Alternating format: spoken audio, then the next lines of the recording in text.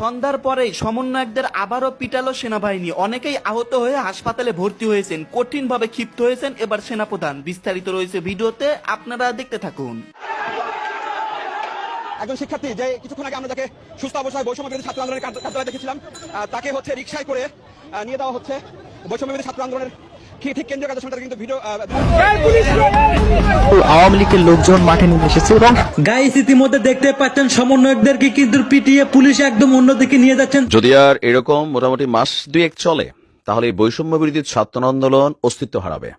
সমন্বয়কদের গুণী না বলার পর কেন্দ্রীয় কার্যালয়ে মারামারি, বৈষম্য বিরোধী ছাত্র আন্দোলন। তারা সবাই সময় মতো জামাতের দোসর হবে, আওয়ামী লীগ বিএনপির কারো দোসর তারা হবে না। আসসালামু আলাইকুম সম্মানিত দর্শক, আজকের ভিডিওটি অত্যন্ত গুরুত্বপূর্ণ, আপনারা ভিডিওটি সম্পূর্ণ দেখবেন। সম্মানিত দর্শক মন্ডলী, সমন্বয়কদের উপর আবারও হামলা চালিয়েছেন সেনাবাহিনী। সমন্বয়করা গুরুতরভাবে আহত হয়েছেন। দর্শক মন্ডলী, আজকের এই ভিডিওতে সমস্ত চাঞ্চল্যকর তথ্য পেয়ে যাবেন। সমন্বয়কদের কার্যালয়ে তালা মেলে দিয়েছেন, তাদের কার্যক্রম বন্ধ করে দিয়েছেন সেনাবাহিনী।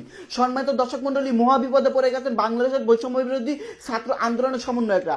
যাই হোক, আজকের এই ভিডিওটি দেখলে আপনারা বিস্তারিত বুঝতে পারবেন।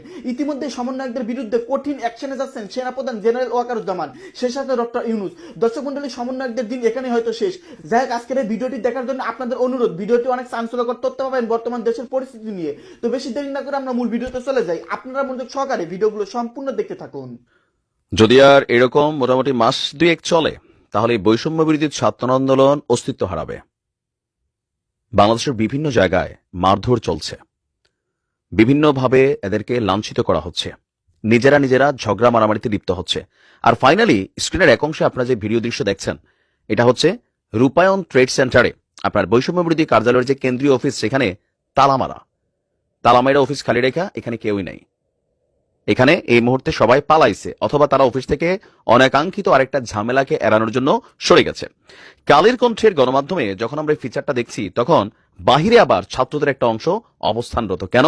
আপনারা জানেন যে গেল 2 দিন আগে যাত্রাবাড়িতে একটা মতবিনিময় সভাকে কেন্দ্র করে যেই ঘটনা গতকালকে ঘটেছে, 7 জন সমন্বয়ক ছাত্র মানে যারা আছেন এদের সাথে কানেক্টেড, এই কেন্দ্রীয় কার্যালয়ে 2 গ্রুপের মারামারির পরে ঢাকা মেডিকেলে তারা চিকিৎসা নিচ্ছেন। তাদের বক্তব্য যে একজন ছাত্র যে মার খাইছে তার মাথাতে বুলেট আছে, পুরো শরীরে ছররাগুলি আছে, তারপরেও এই কেন্দ্রীয় কার্যালয়ের মধ্যে আসার পরে তাদেরকে ট্যাগ দিয়া, ছাত্রলীগ, ছাত্রদল, আওয়ামী লীগ, যুবলীগ ট্যাগ দিয়া তাদেরকে মারধর করা হয়েছে। খুবই আশঙ্কাজনক অবস্থায় তারা চিকিৎসাধীন আছেন। এবং ঢাকা মেডিকেল কলেজের সামনে তারা পরবর্তী সময় প্রেস ব্রিফিং করে তারা বলছেন যে এই সমন্বয়করা যারা মানে বৈষম্য বিরোধীর এখন যারা নেতৃত্ব দিচ্ছেন, তাদেরকেও যদি প্রয়োজন হয় এই নতুন বাংলায় টেনে হিচড়ে নামানো হবে শেখ হাসিনা সরকারের মতন। আপনি বিষয়গুলোকে বুঝতে পারতেছেন যেগুলো কোন দিকে যাচ্ছে? হাসনাত আসলেন, ছাত্রদের সাথে কথা বললেন তিনি অধিকতর কথা বলা। এখন বিষয়গুলো হচ্ছে কি, যার যার ধান্দায় সে চলে গেছে আমার কাছে মনে হচ্ছে। শুধুমাত্র বক্তব্য দেওয়ার, আপনি ডক্টর ইউনূস সাহেবের সর্বশেষ সাক্ষাৎকারটা শুনছেন? একজন সাংবাদিক নুরুল ইসলাম সম্ভবত ওনার সাথে যে সাক্ষাৎকারটা দিয়েছিলেন, যে জুলাই অভ্যুত্থানের ফান্ডে টাকার সমস্যা নাই, কিন্তু ছাত্রদের কাছে টাকা পৌঁছেছে না। কেন? ম্যানেজমেন্ট। তো এই ম্যানেজমেন্টটা কাদের কাছে? জুলাই আগস্ট শহীদ যে ফাউন্ডেশন, এটা তো সার্জিসদের কাছে। কেন ভাই তোমরা এই ম্যানেজমেন্টটা ম্যানেজ করতে পারছো না? জাতীয় নাগরিক কমিটি তৈরি হয়েছে, প্রতিনিধি সভা হচ্ছে, বিভিন্ন জায়গায় বৈষম্য বিরোধী কমিটি হচ্ছে, আর এগুলা করতে গিয়ে মারামারি হচ্ছে, পিটাপিটি হচ্ছে।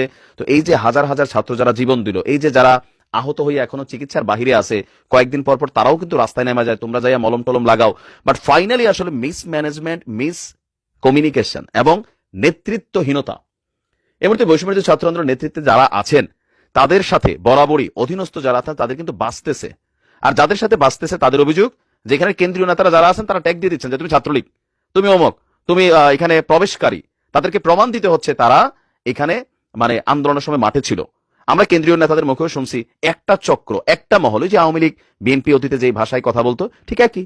এমনকি গতকালকে আজকে যখন আমরা দেখছি কেন্দ্রীয় অফিসে তালা, রাত্রেবেলা সম্ভবত তারা কেন্দ্রীয় অভিমুখে ঢাকা মেডিকেলের সামনে সংবাদ ব্রিফিং করা, তারা কিন্তু কেন্দ্রীয় কার্যালয় অভিমুখে রওনা হয়েছেন 4 জন সমন্বয়ককে বরখাস্ত করার জন্য।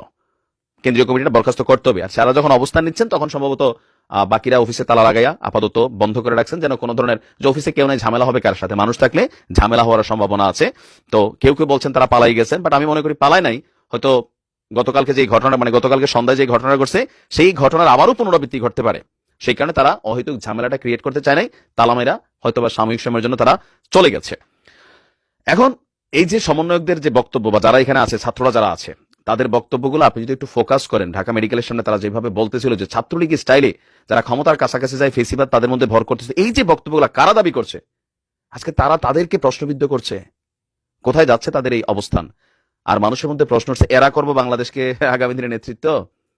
জুম্মায় 8 দিনও হয় নাই, মানে এরা একের বিরুদ্ধে খালি মামলা টামলা হচ্ছে না আর কি, পুলিশও চুপচাপ রং তামাশা দেখে। এগুলা খুব শনিটাই কানবে কপালে।